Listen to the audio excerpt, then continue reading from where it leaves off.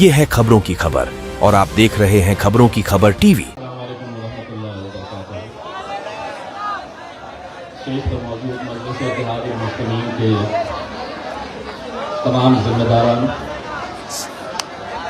वारिस पठान साहब, अतीक भाई, मुबारक से आए हुए सैफ पठान साहब, वहाँ बैठ जाइए।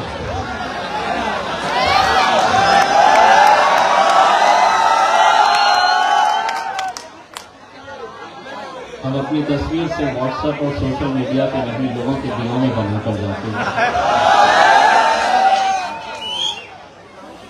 मजलिस के तमाम एडवोकेट अस्मा जी, मैंने आपसे वादा किया था मैं आऊँगा, प्रोग्राम होने के बाद इंशाल्लाह जरूर आऊँगा। जितनी देर स्टेज के ऊपर बैठा हुआ था, ये देख रहा था कि क्या वजह है कि एक नौजवान लड़का अतीक चुनावी मैदान में उतरता है और कुछ ही दिनों के अंदर यहाँ की फिजा बदल जाती है, यहाँ की हवा बदल जाती है। मैं एक बात का एतराफ़ करना चाहता हूँ, असदुद्दीन अवैसी, अकबरुद्दीन अवैसी साहब के बाद मैं अपने से बड़ा लीडर अगर किसी को मानता हूं तो वो अतीक सर को मानता हूं।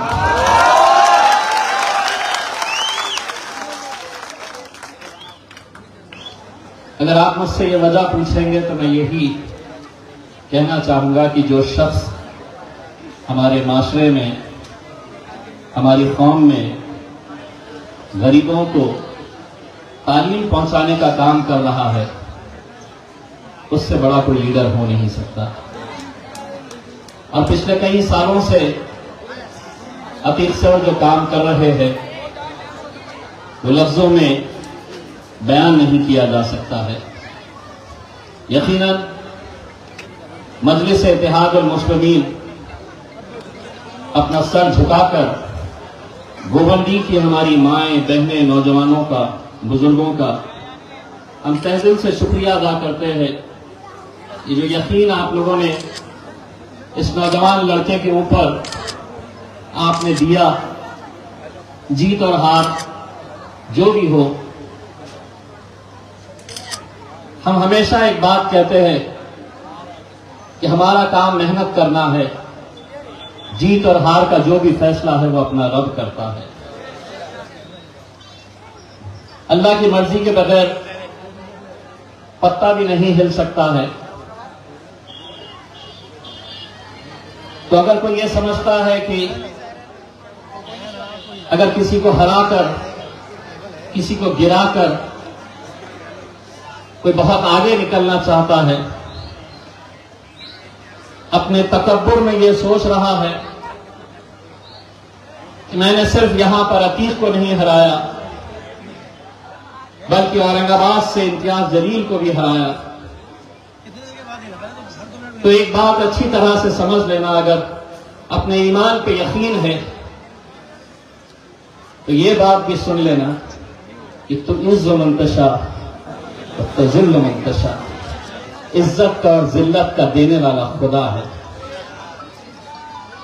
तुमने ये सोचा कि मुझे गिरा दोगे तो मैं खत्म हो जाऊंगा, आज तुम्हारे ही घर में देखिए अल्हम्दुलिल्लाह कितनी मोहब्बतों से मुझे नवाजा जा रहा है। अतीक हारने के बावजूद भी हारा नहीं है, उसने लोगों की मोहब्बतों को जीता है। यह अलग बात है कि कुछ आंकड़े कम हो गए होंगे, यह अलग बात है कि जो मेरे कायद बैरिस्टर असदुद्दीन अवैसी पार्लियामेंट में पिछले 20 सालों से अकेले बैठते थे, यह आप लोगों की दुआओं का नतीजा है कि 5 साल उनके बाजू बैठने का शर्फ मुझे भी हासिल हुआ था। इससे बढ़कर और फख्र की क्या बात हो सकती है कि जो शख्स अकेले लड़ता था पार्लियामेंट के अंदर, उनके बाजू, उनके पीछे बैठने का मौका आप लोगों की दुआओं की वजह से अल्लाह ने मुझे भी फराहम किया था। ठीक है, 2000 वोटों से इस बार मैं हार गया। अब मुझे हराने के लिए जिन जिन लोगों ने जो ताकतें लगाई थी, जिन जिन लोगों ने जो साजिशें रची थी, आज अगर एकनाथ शिंदे के जितने भी आमदार हैं उन्हें लोग गद्दार कह के पुकारते हैं, मैं समझता हूं अगर मुसलमानों का सबसे बड़ा गद्दार है तो लाल टोपी पहनकर तुम्हारी गलियों में घूमने वाला यह अबू आसिम है।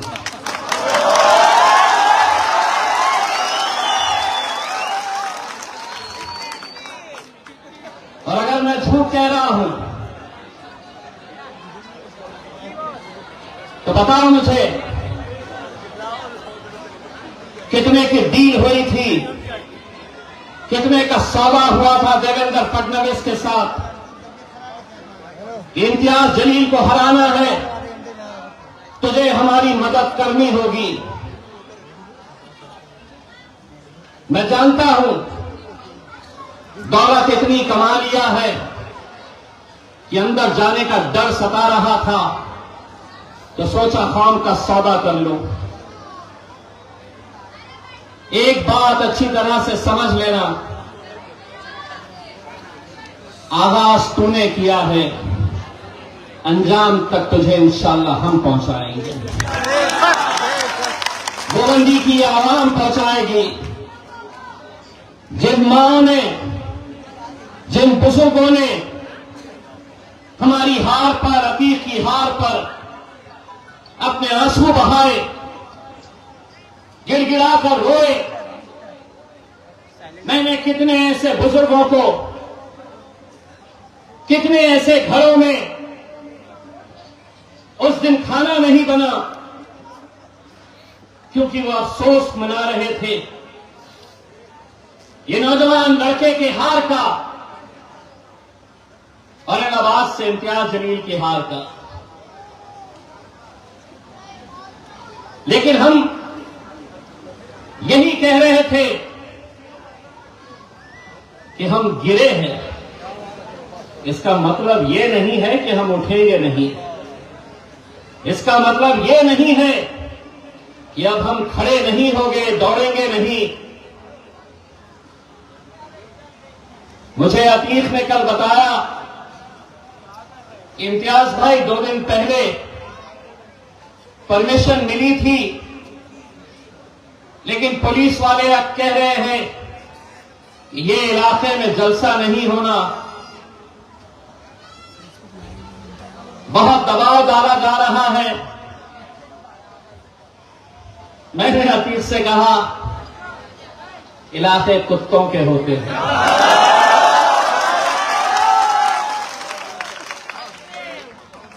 शेर कहीं पर भी जा सकता है।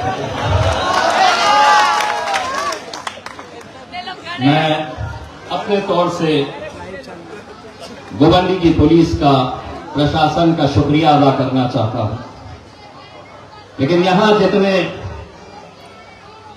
पुलिस वाले मौजूद हैं, मैं उनसे हाथ जोड़कर एक गुजारिश करना चाहता हूं। बच्चा किसी का भी हो,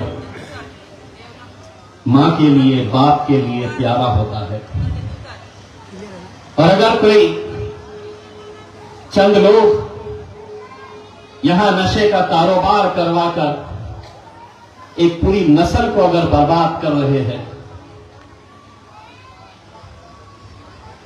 पैसा कमाने के हजारों रास्ते हैं, लेकिन किसी की बद्दुआ लेकर,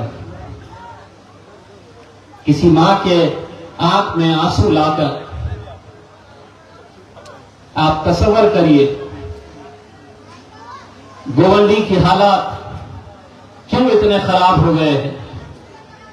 क्या वजह है कि आज हम यहां पर नशे के कारोबार को हम खत्म नहीं कर पा रहे हैं। दोस्तों, बड़ी जिम्मेदारी के साथ ये बात कह रहा हूं। महाराष्ट्र में ही नहीं, पूरे हिंदुस्तान में अगर नशे का कारोबार अगर चलाया जा रहा है तो सरकार इसके पीछे है। सरकार के इशारों के ऊपर इन बस्तियों में, इन मोहल्लों में, इन गलियों में ये नशे का कारोबार चलाया जा रहा है ताकि इन्हें कमजोर किया जाए, इनकी नस्ल को बर्बाद किया जाए। वरना क्या वजह है कि मोहल्ले का हर एक एक लड़का जानता है कि नशे का कारोबार कहां हो रहा है। पुलिस क्यों नहीं जानती है?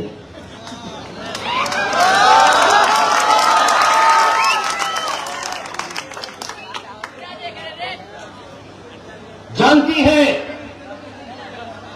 सब अच्छी तरह से जानती है। हम आपकी तरफ से गोवंडी की पुलिस को एक पैगाम देने के लिए आए हैं। धंधे आप नहीं बंद कर सकते तो अल्हम्दुलिल्लाह हम में इतनी ताकत है कि हम आकर बंद करवा सकते हैं।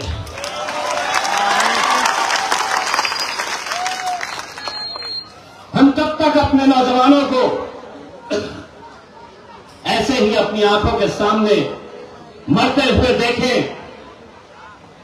और ये सिर्फ गोवंडी की बात नहीं है, मुसलमानों की आबादी मुंद्रा में है,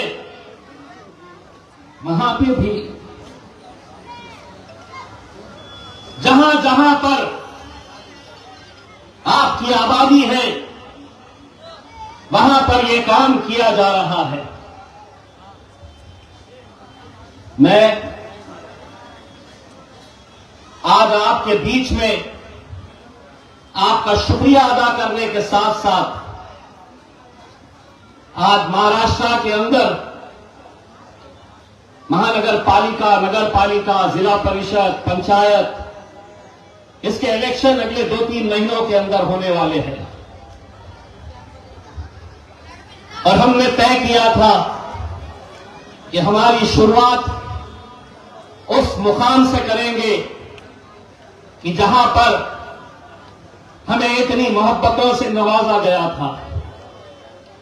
इसीलिए मजलिस का पहला जलसा पूरे महाराष्ट्र में आज गोवंडी से हमने शुरुआत की है। आपकी दुआएं रहेगी, आते रहेंगे, क्योंकि अब हम आए हैं तो ये भी आएंगे, पीछे पीछे आएंगे। आज तो सुना है देवनार में लाल टोपी पहनकर घूम रहे थे। मुझे किसी ने फोन किया, बोले साहब लाल सिंह वाला बकरा घूम रहा है, ले लूं क्या? मैंने कहा बकरी ईद पे हलाल का गोश्त चलता है, हराम का नहीं चलता।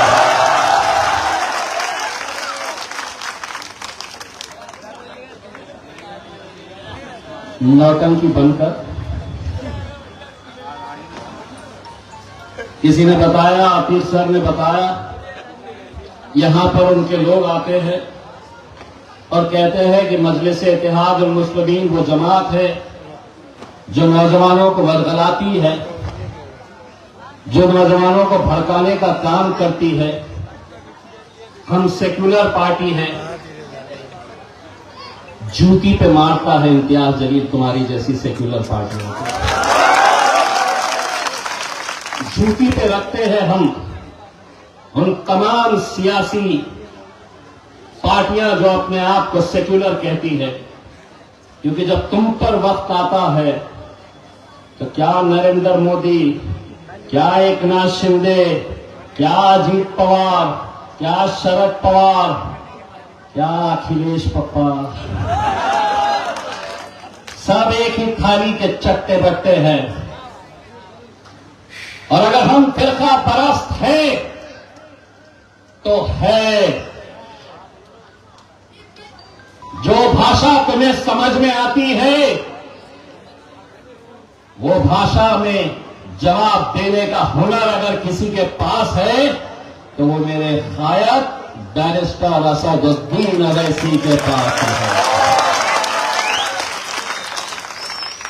तो बकरे की मंडी में घूमते रहे, वो कुवैत चला गया, कतर चला गया, जिद्दा चला गया।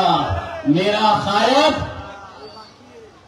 इंटरनेशनल लेवल पे घूम रहा है, तो मैं बकरों के बीच में जाके बैठ। क्यों गया? आज अल्हम्दुलिल्लाह इस मुल्क के एक एक मुसलमानों को इस बात का फख्र होना चाहिए, इस मुल्क के एक एक मुसलमानों का सर ऊंचा होना चाहिए, क्योंकि जब इस मुल्क के ऊपर आंच आई तो सबसे पहले हमारे मजहब ने जो हमें सिखाया है मुल्क से वफादारी, अगर इसका सबक किसी ने बताया है, चीख चीख के पड़ोसी मुल्क को लताड़ा है, तो वो मेरा कायद बैरिस्टर असदुद्दीन अवैसी है। क्या कसूर था उन लोगों का? आज हर सियासी पार्टी ये नहीं खाना, ये नहीं पहनना, ये जमीन तुम्हारी नहीं, ऐसा बोलना, अजान नहीं देना, नमाज नहीं, हमारी बच्चियों ने हिजाब नहीं पहनना। हर रोज कोई ना कोई खड़ा होता है, हर रोज एक नया फतूर छोड़ देता है, दिन भर मीडिया के ऊपर हंगामा चलते रहता है, हमको रोका जाता, हमसे वफादारी का सबूत मांगा जाता। लेकिन एक बात अच्छी तरह से हम गोवंडी की आवाम की तरफ से ये बात आपको बता रहे हैं,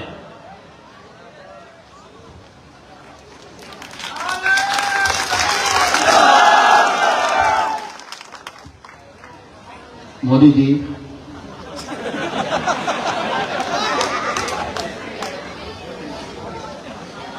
मित्रों,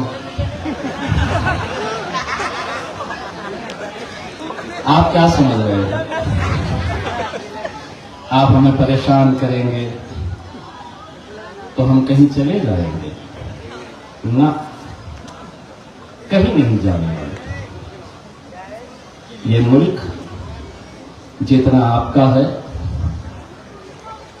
जितना देवेंद्र फडणवीस का है, जितना एकनाथ शिंदे का है, जितना शरद पवार का है, जितना अजीत पवार का है, जितना अखिलेश पप्पा का है, उतना ही ये मुल्क हमारा है। बार बार कितनी मर्तबा हमने समझाना आपको, क्यों नहीं समझ में आ रहा आपको? आप समझ रहे हैं कि इनको ऐसा परेशान करो ये कहीं चले जाए। मैं कुर्सी के ऊपर बैठा हुआ था, बार बार मेरे भाई पे नजर जा रही थी।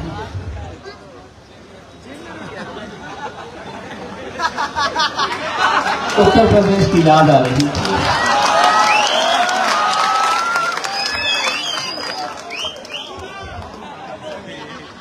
इनको देख रहा था और मैं उत्तर प्रदेश की याद मुझे सदा रही थी।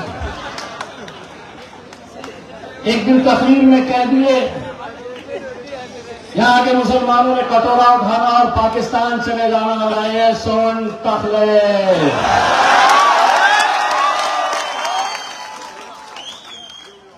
ये मुल्क तेरे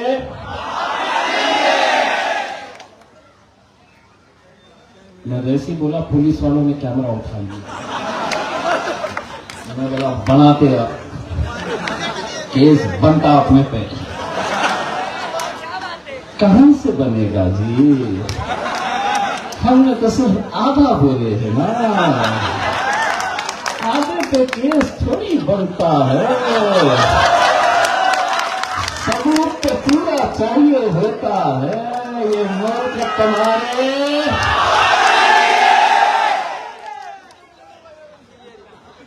अब क्या करते, अब क्या करते, लाल सिंह वाला बकरा फोन करेगा, बनाओ केस, हम बोलेंगे ये बकरे ये ले,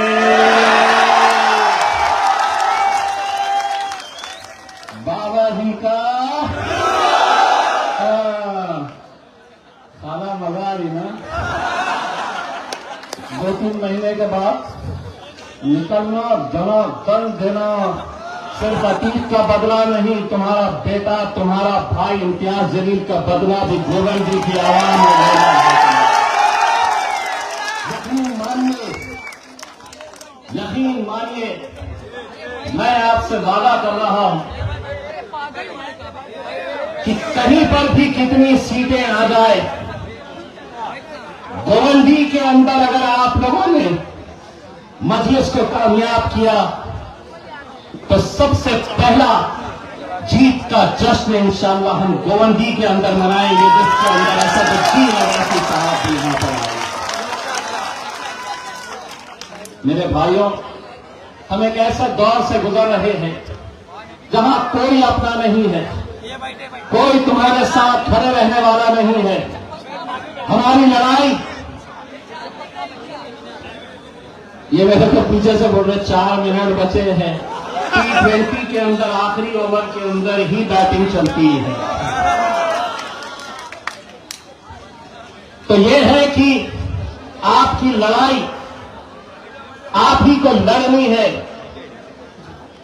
आप अच्छी तरह से उस मंजर को जानते होंगे जब मेरे नबी करीम सल्लल्लाहु अलैहि वसल्लम के खिलाफ गुस्ताखी हुई तो हमने कहा कि हम 4 लोग 10 लोग जाकर किसी पुलिस अधिकारी को हम निवेदन देके तस्वीरें नहीं छपाएंगे।